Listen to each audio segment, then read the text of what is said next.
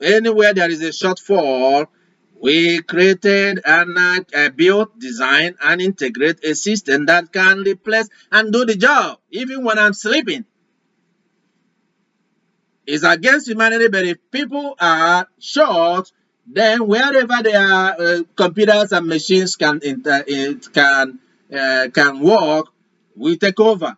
So I'm saying that because I already seen it and I know it's only a tree that we see and ask, or what is this machine for cutting down the tree, is on the floor waiting to cut the tree, and the tree will remain there.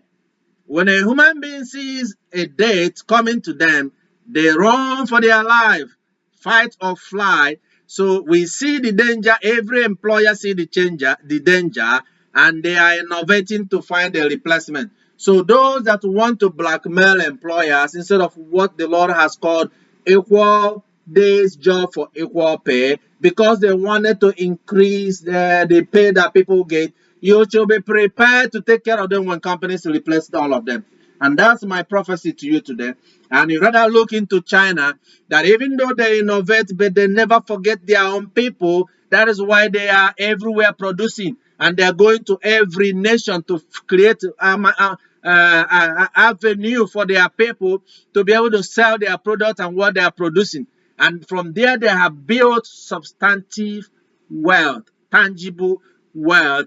They have built a economic value system that has toppled America by a quarter over, because they're listening. And the time we were prophesying about this, and the Chinese were picking up everything, and they've been working ever since. But America wants to play politics. They want to hate one another and create all kinds of division instead of listening to think about what good it is for us as a people, so that we can return, at least be great enough to stay and live a quality life. If you reduce the quality of life in America, there will be this is not, we don't know how to suffer here in this country. All these people that come from out of third world countries, they might survive. What about those that have never known how to suffer, how to lack, that have enjoyed the abundance and the greatness of this country? What would that be for them? That's a food for thought for you in today's prophecy. And in ending my word, and I'll take you into the word of God, as the word of God in the book of Hebrews chapter 6 from verse 11 to 12 says,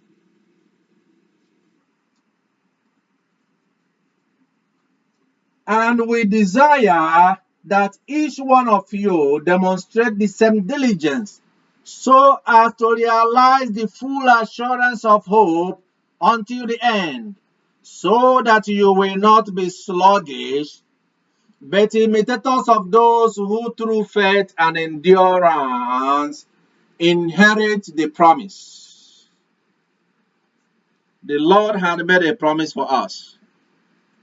In the abundance of his blessings unto us and unto this nation, this our great nation, that we have imposed upon the people that have offered themselves up to us, and with a promise to preserve the promise of God unto us, unto me, unto this nation. And in trust, we have sent them over there to be in charge of our affairs. Pray, pray, that they shall go home and retreat and reflect in their life to see if they are representing us well and they are doing what they can in order to preserve the promise of the Lord, that they may not lead us into temptations, as we have seen. I've been talking about people who are going to take money from the pockets of the elders, knowing that they cannot be able to fight back. And then when they go to the banks, and the bank will say, we will put the money back, but the bank never put the money back to them, because they have nobody to advocate for them. Yeah, they will do investigation 45 days. And after 45 days, it just goes like that. People that find all ways to make. When you have nobody to take the money from them, what are you going to do? And what is our country is going to do? The Lord has called you so that you will not be sluggish, but imitators of those who through faith and endurance inherit the promise.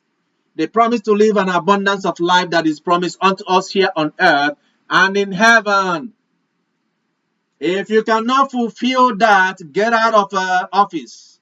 Whatever your position is, wherever you find yourself in government. In the book of Proverbs chapter 10 from verse 3 to 9, the Lord will not allow the righteous to hunger. Again, Proverbs chapter 10 verse 3 to 9.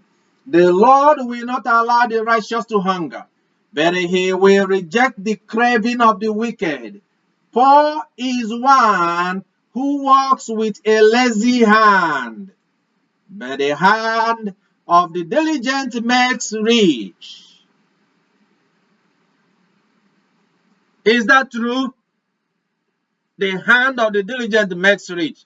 Why then do we have people working hard that whose business has been destroyed by the foolishness of man, and yet they have received no assistance or any way for them to rebuild back except to pick and choose who gets that?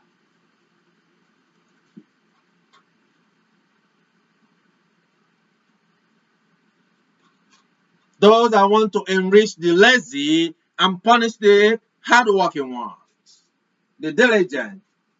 He who gathers in summer is a son who acts wisely, but he who sleeps in harvest is a son who acts shamefully.